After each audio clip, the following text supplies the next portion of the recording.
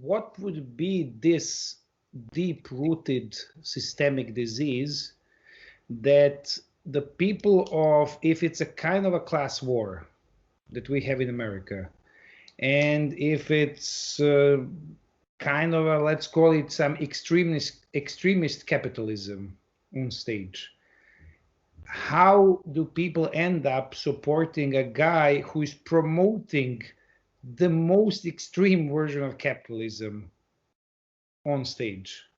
How America is missing Bernie Sanders, since he at least look as the only possible beginning of healing process, and then comes to Trump, meaning further going on still deeper into the ruining of the social tissue, or Biden as kind of a cover-up story of further development of this same process. How do we come to this? That's a lot of that's a whole welter of questions you raised. That it's hard to, the problem with America is that it's such a sizable thing that almost anything you say about it is correct, and anything you say about it is false. And I think much of what you said has a lot of truth, but we need to kind of disaggregate and take it a piece at a time. Let me start from the end of what I mean. How could they dismiss? How could the American? It's a bit like asking, how could Serbs support Milosevic or something like that? And you're like, well, which Serbs and when and what are the indicators that they supported him, right?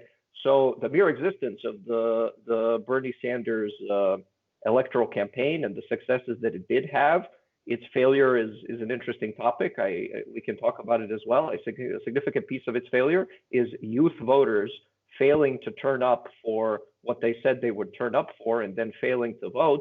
And then 2 days after he loses the primary candidacy within the Democratic Party, they poll those very same young people, disproportionately minorities, Hispanic, Black, young students, right? And ask, how do you feel about this? And they say it's an absolute disaster that Joe Biden is left as our nominee. And then you think to yourself, well, gee, wouldn't it have been nice if there was something you could have done about that 2 days ago, right? So there is a youth voting bloc in the United States which votes very rarely.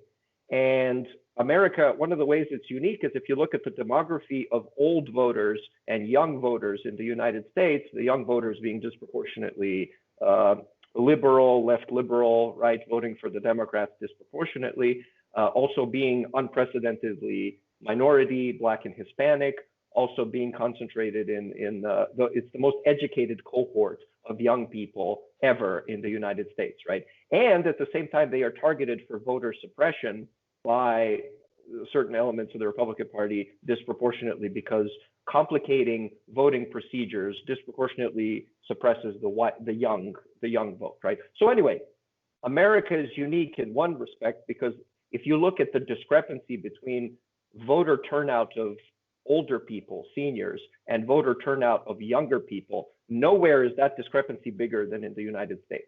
And I think that hurt the Bernie Sanders. But look, the bigger picture is the Bernie Sanders campaign would have been unimaginable in 2003, 4, 5, when I first came to the United States and Bush II was president and Dick Cheney was vice president, and Guantanamo Bay and Bagram Air Base were doing torture, and it really looked like the world is ending.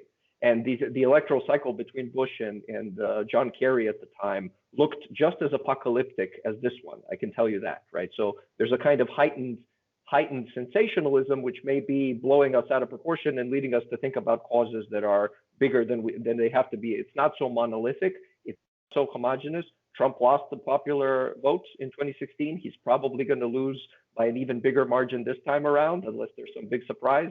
The existence of this Bernie Sanders campaign is a sign of a countervailing force, which has been developing and brewing since, I think, the Iraq War, right? And there are structural forces pushing both that and the xenophobic right-wing Tea Party type resentment movements, and both of those things coexist.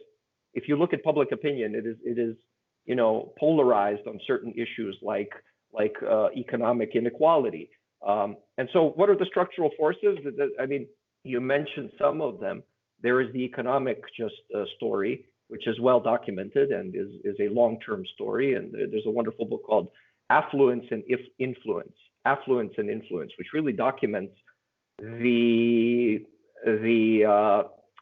tremendous pressure on American democratic parliamentary process, congressional process, and electoral cycles from private capital. And a lot of that stuff really does indeed look like class warfare.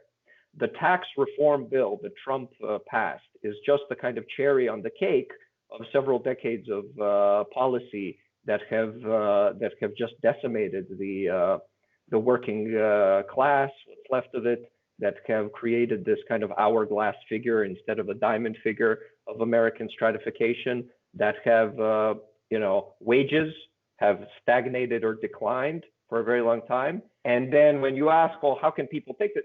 The answer is, one of the reasons that social organism metaphor is not good is because something can be very, very functional for the top 1% and be completely dysfunctional for the bottom 80% and persevere for that reason. And so it's not a matter of, it hurts some people, but for other people, it's doing very, very well. Right now, the stock market is doing fantastically, right? So there's the S&P, the kind of Wall Street economy, and then there's the rest of the economy, and these two things shouldn't be conflated. But there is a tremendous amount of kind of rebellion and resistance to that, the economic dimension. There's a healthcare dimension. I think one of the dysfunctionality of what you call, neoliberal capitalism is such an abstraction. But if you look concretely at healthcare and the centrality of healthcare, both in this the election cycle that the Democrats had and in the fight over Obamacare, the Affordable Care Act, which was a spectacular political showdown and really showed the impotence of the executive branch in trying to do something even when it had a Congress that made perfect sense and was even too modest in what needed to be done to create a more functional system. There's a guy called Angus Deaton who wrote a book called Deaths of Despair. I think Davor mentioned this Deaths of Despair argument. He's a Nobel Prize guy. It's a fantastic book he and his wife wrote called Deaths of Despair about how the United States is the first advanced, industrial, wealthy, fancy country with a declining life expectancy. That it is the first, including for white males, which is unique in American history that should happen, which shows you that the social dimension is not all there is, and that a lot of it is economic and this healthcare disasters. He shows, incidentally, also that if you look statistically at the penalty for getting cancer at age 25 and calculate the penalty of that for life expectancy, okay? Comparing people who have cancer at 25 versus people who don't have cancer at 25 and calculating what does that add to your, what does that subtract from your life expectancy, right? And then if you compare that to being Black in the American healthcare system, it turns out that being Black is a bigger penalty on life expectancy than having cancer at age 25 statistically. So those kinds of things, the healthcare disparities, the economic dislocation, and then of course these two, the 2 points that Trump really hammers this time around and in 2016 is, immigration and China. And what's striking to me about those two things is that those two things are in the kind of ignorant public opinion sector that where, it's very difficult to explain things, of course, and it's people react to salient, examples and not to fact. Those two, China and immigrants, China and Mexico, are the symbols for globalization, and globalization gone too far. China is the symbol of this globalization of manufacturing, which supposedly took all our jobs and supposedly depressed wages and supposedly destroyed, our economy at the expense of some foreigners. And Mexico is the symbol of globalization of migration. And he was a genius at hammering those two as, rallying points, rallying cries for people who have this vague impression that we are getting victimized by software. So I think the scapegoating that Davor mentioned is also very, very important. I think it's very easy when you have these structural forces over many decades that are difficult to explain and that are, deindustrialization is really a complex thing. And there's a long-standing debate about what is the exact input of liberalization of trade and free trade agreements vis-a-vis other factors that are depressing wages. But that's way too complicated. It's much easier to say the Mexicans are taking your jobs. It's much easier to say the communist Chinese are doing this to you, right? So the scapegoating is a very powerful tool. I think it explains a lot. I think Trump didn't invent it, but I think he does it in a crude and more unabashed way. It is certainly true that the Democrats have also engaged in it in their own way. So this is not to absolve anybody, but yeah, those are some thoughts. But look, so we have one aspect that you were talking. This is kind of mechanics, social mechanics. How do we end up with the decision of electing Donald Trump? However, I would focus on the later story that you mentioned, and because I'm sure that in any kind of people, whenever people were electing extremes, beside the fact that you have complex mechanisms that some kind of pretty, 30-40% are electing, some pushing the agenda, etc. But even these extremes, if we take Trump as a kind of extreme, and I do take him as even as a kind of extreme capitalism proponent, he does have right about something. It's not always, at least he's diagnosing the problem properly. The issue is that his medications are significantly worse than the problem itself usually. And what at least it looks to me, what is a proper diagnosis is that there was a fake story. And the fake story was that once we globalize everything, there will be a tide that lifts all boats up, including the boats of the white middle class, and that was a fake story. Effectively, the capital did go to China. These people did lose jobs because of deindustrialization that went to China, and basically, which is on one side fair to lift the level, the social level of Chinese. I would say this is a fair thing. Why the social level of West should be significantly only in focus.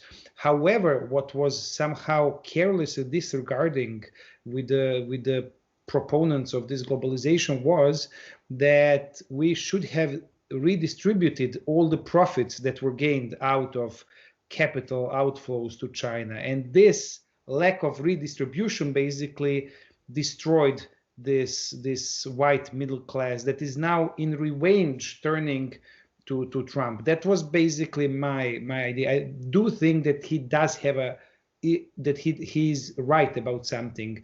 Anything else, so when he proposes solutions, that's really, I would say that's really something that we should not go after. It would be really worse than the problem itself.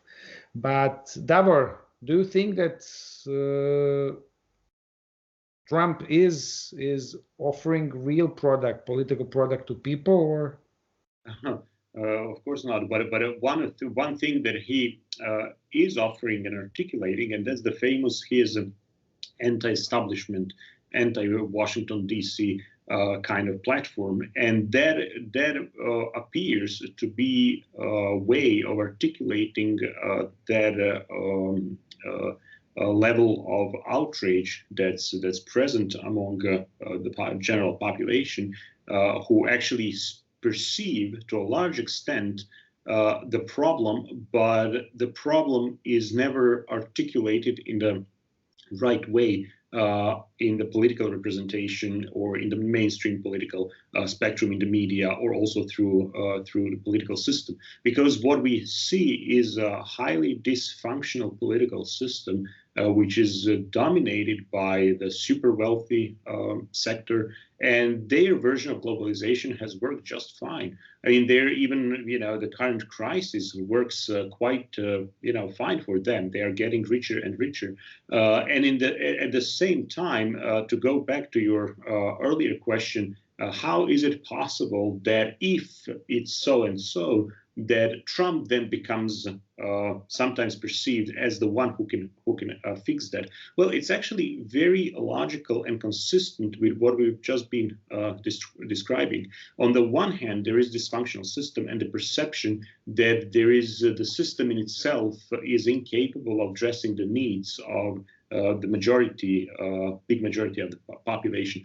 On the other hand, there is a consistent narrative that excludes thinking about what the real causes might be.